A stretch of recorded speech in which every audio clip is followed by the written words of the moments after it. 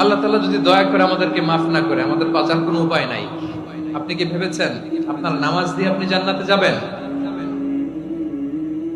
আপনি তাহাজ্জুদ গুজার, সেজদা দিতে দিতে কপালে দাগ ফেলেছেন, এটা আপনারা জান্নাতে নেবে না। আপনি এলাকার সবচেয়ে বড় হাতেম তাই দানশীল, এই দানের ভরসায় বসে আছেন।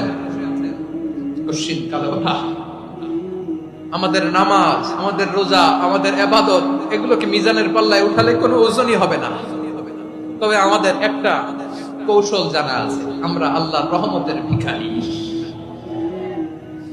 আমরা সেদিন আগেই গুনার স্বীকৃতি দিয়ে দেব।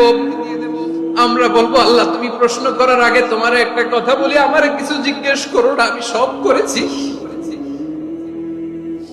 এমন কোন পাপ নাই যে পাপ আমারে দিয়ে হয় নাই। তোমার রহমত দিয়ে তুমি জান্নাতে পাঠাবা। তোমার